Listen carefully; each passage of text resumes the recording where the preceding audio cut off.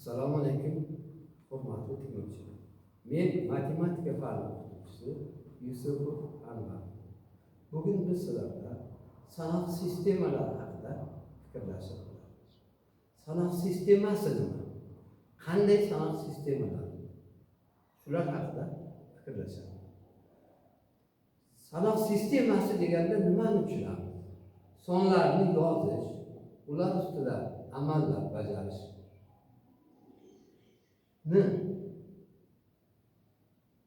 amallar bajarishga sanoq sistemalari deydi.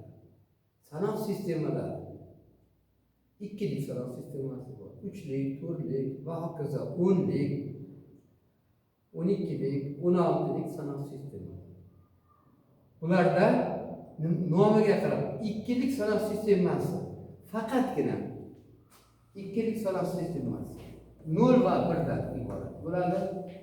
10lik sanoq sistemasi esa 0 dan toki 9 gacha bo'lgan raqamlarni o'z ichiga oladi. Endi hozirgi davrda bizning kundalik hayotimizda matematikada biz faqat 10lik sanoq sistemasi. Bu nima degani? 10 ta raqam bilan sonlarni yozish, o'qish, ular ustida amallar bajarish tushuniladi. Endi bu sistemalar orasida bog'lanish bormi yoki yo'qmi degan savolga oydinlik kiritadi. Bitta misol olamiz. 10lik sanoq sistemasida shunday son berilgan bo'lsin. Misol aytaylik. 962 son.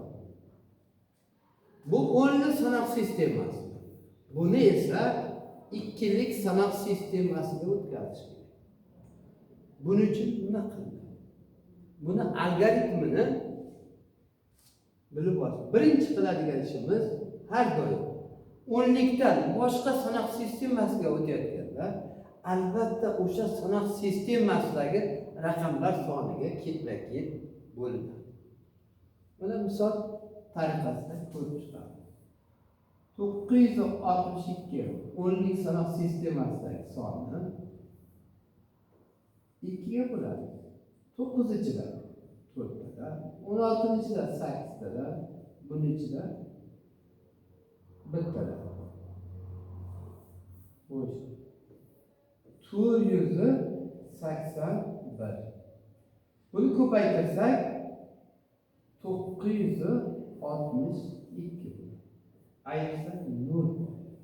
0 alohida kvadratchani ichiga olib qo'yamiz. 481 ni 2 ga bo'ladi. O'z 2-ichida 2 tada, 8-ichida 4 tada, 1 ni o'zi qoladi. 1 qoldi qoladi. Demak, 480 ni ayirsak 1 qoldi qoladi. Mana shu qoladigan qoldig'imiz sanoq sistemasining kichik bo'lishi kerak. Hatto teng bo'lishi ham mumkin. Yana 2 ga bo'ladi. Bittada.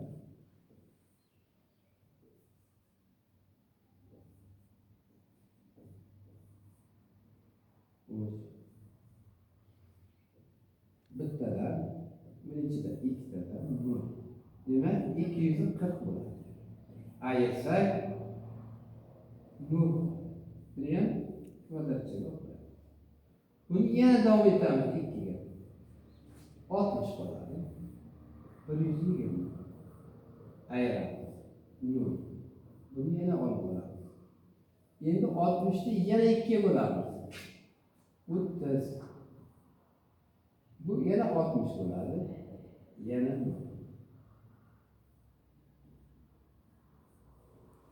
Endi davom etib ketamiz. 30 ni yana 2 ga bo'lamiz. Buning ichida 15 tada, 30, yana 0 bo'ladi. Yana 2 ga bo'lamiz. 7 tada, 14 bo'ladi. 1 qoldi. Yana 2 ga bo'lamiz.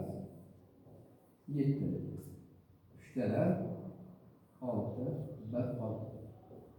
Yana 2 ga bo'ladi. Bittada 2 bo'ladi, 1 qoldi.